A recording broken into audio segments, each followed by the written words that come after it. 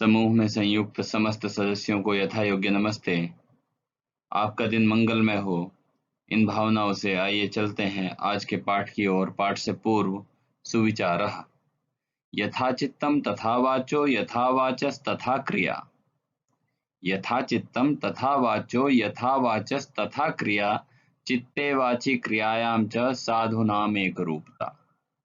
अर्थात अच्छे लोगों के मन में जो बात होती है वे वही बोलते हैं, और ऐसे लोग जो बोलते हैं वही करते हैं, क्योंकि सज्जन पुरुषों के मन, वचन और कर्म इन तीनों में एक रूपता होती है। श्लोक वाचन और पाठ पढ़ने से पूर्व हम जानेंगे पाठ के नाम को सही रूप में सुभाषितानि ही क्यों कहा गया। देखिए, सुभाषितानि, सु उपसर्ग है, जैसा कि पहले बताया गया था। 22 उपसर्ग है। प्र, परा, अप, सम, अनु, अव, अनि, सनि, रदु, सदुर, वि, आंग, नि, अधि, अपि, अति, सु, उत, अभि, प्रति, परि, उप। तो सु, उत, सु उपसर्ग है। सु माने अच्छा, अच्छे अर्थ के लिए सु का प्रयोग किया जाता है। भाषितानि बहुवचन का रूप है। एक वचन में बनेगा भाषितम, नपुंसकलिंग का एक वचन। भाषित शब्द बनता है भाष धातु में ता प्रत्यय के योग से। भाष माने कहना और भाषित माने कहा गया। और क्योंकि बहुवचन है तो भाषितानि, कही गई, बहुत सारी। सु माने अच्छी। भाष धनकता भाषितम, नपुंसकलिंग के बहुवचन में भाषितानि, कही गई बातें। इस प्रकार से संपूर्ण संज्ञा का अर्थ होगा कही गई अच्छी अच्छी बातों का संग्रह। प्रिय विद्यार्थियों, आइए पाठ से परिचित होते हैं। प्रस्तुतोऽयं पाठः विविध ग्रंथात् संकलितानां दश सुभाषितानां संग्रहो वर्तते। संस्कृत साहित्ये सार्वभौमिकं सत्यं प्रकाशयितुम् अर्थगाम्भीर्ययुता पद्यमयी प्रेरणात्मिका रचना सुभाषितमिति कथ्यते। अयं पाठ्यांशः परिश्रमस्य महत्त्वं, क्रोधस्य दुष्प्रभावः, सामाजिक महत्त्वं, सर्वेषां वस्तूनाम् उपादेयता, बुद्धेः वैशिष्ट्यम् इत्यादीन् विषयान् प्रकाशयति। अर्थात प्रस्तुत पाठ विविध ग्रंथों से संकलित 10 सुभाषितों, श्लोकों का संग्रह है। संस्कृत साहित्य में सार्वभौमिक सत्य को प्रकाशित करने के लिए सारगर्भित पद्यात्मक प्रेरक रचना सुभाषितम कही जाती है। यह पाठ्यांश परिश्रम के महत्व को, क्रोध के दुष्प्रभाव को, सामाजिक महत्व को, सभी वस्तुओं की उपादेयता को, बुद्धि की विशेषता आदि विषयों को प्रकाशित करता है। आइए चलते हैं आज के पाठ श्लोक भाग की ओर। छोटे छोटे 3 श्लोक हैं।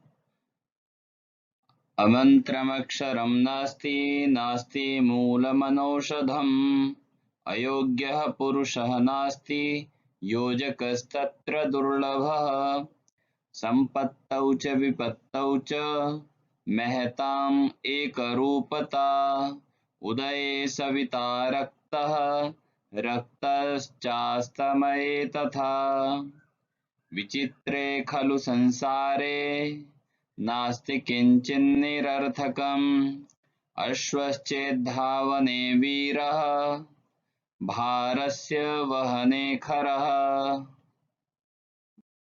एक बार पुनः उच्चारण करेंगे।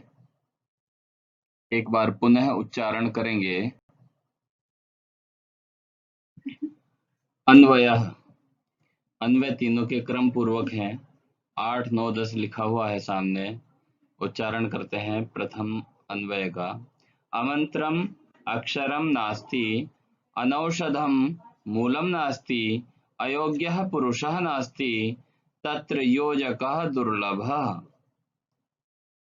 महतां संपत्तौ विपत्तौ च एकरूपता भवति, यथा सविता उदये रक्तः भवति तथा एव अस्तमये च रक्तः भवति।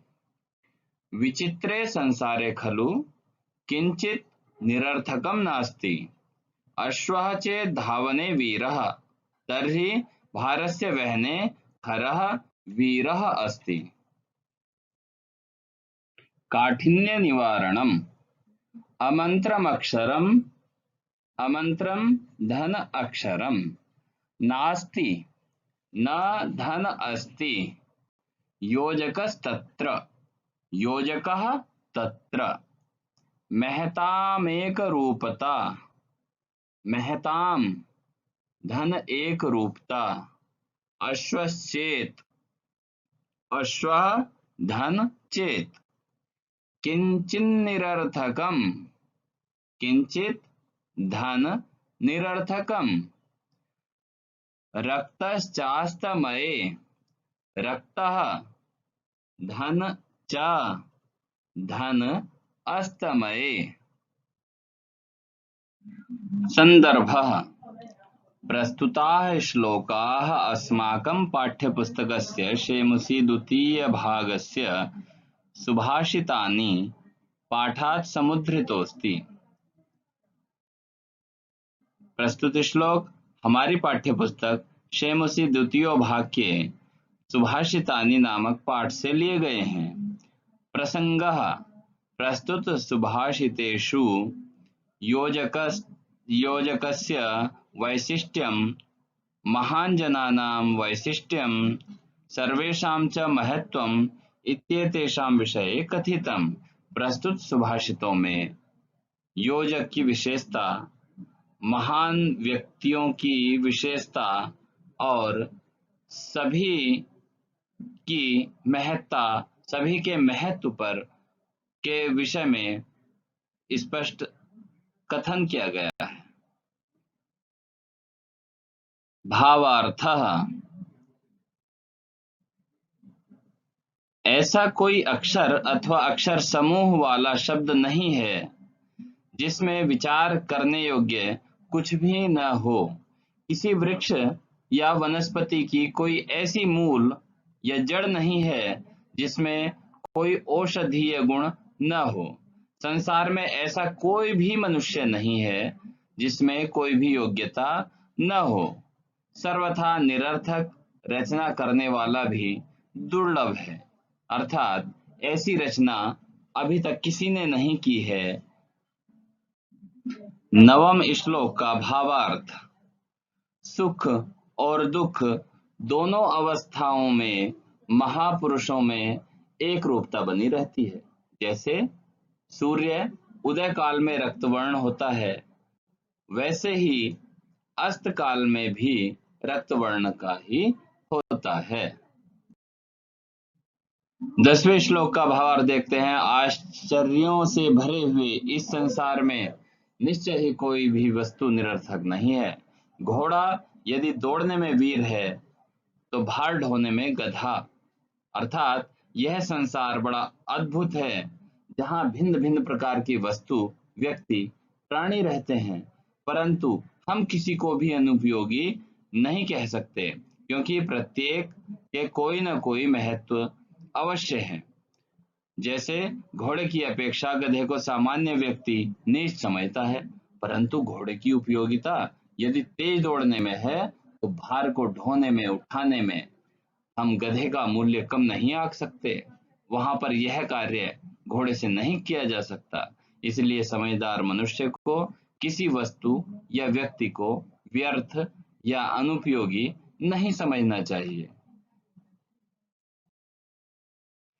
शब्दार्थाः अमन्त्रं न मंत्रम अमंत्रम इति मंत्रहीन औषधम औषधि धन अण वनस्पति निर्मितम जड़ी बूटी सविता सूर्यः सूर्य संपत्तौ सुखे समृद्धौ सुख समृद्धि में विचित्रे आश्चर्य परिपूर्णे आश्चर्य से परिपूर्ण निरर्थकम बेकार व्यर्थ व्यर्थ खरः गर्दभः गधा।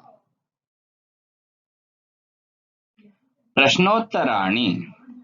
प्रथमः प्रश्नः अमन्त्रं किं नास्ति? अमंत्र क्या नहीं है? उत्तरम अमंत्रम अक्षरम नास्ति।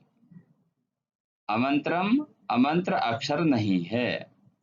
द्वितीयः प्रश्नः दुर्लभः कः अस्ति? दुर्लभ क्या है, कौन है? उत्तरम दुर्लभः योजकः अस्ति। दुर्लभ ऐसा योजक, संयोजक बनाने वाला है। तृतीयः प्रश्नः सविता कदा कदा रक्तः भवति? उत्तरम सविता उदये अस्तमये च रक्तः भवति। सूर्य उदय काल और अस्त काल में रक्तिम वर्ण का होता है। चतुर्थः प्रश्नः महताम एकरूपता कदा भवति? उत्तरम महताम एकरूपता संपत्तौ विपत्तौ च भवति। पंचमः प्रश्नः गर्दभः इत्यस्य कः पर्यायः? गर्दभ का पर्यायवाची शब्द बताइए। उत्तरम खरः इति। खर। गर्दभः इत्यस्य, गर्दभ इसका, इस शब्द का, गर्दभ शब्द का पर्यायः पर्यायवाची शब्द है। षष्ठः प्रश्नः सार्थकम् इत्यस्य विलोमपदं किम्? उत्तरं निरर्थकम् इति सार्थकस्य विलोमपदम् अस्ति। प्रिय विद्यार्थियों, आपको ऊपर दिए गए श्लोक को कंठस्थ करना है और उसका शुद्ध लेखन अपनी अभ्यास पुस्तिका में करना है। सभी प्रश्नोत्तरों को अभ्यास पुस्तिका में लिख लेना है और कम से कम 2 बार उनको वाचन करना है, उनको पढ़ना है, उनको पढ़ते हुए बोलना है। इस ई लर्निंग कक्षा के कुशल संपादन में आपके सहयोग के लिए मैं आप सभी का हृदय से धन्यवाद करता हूं।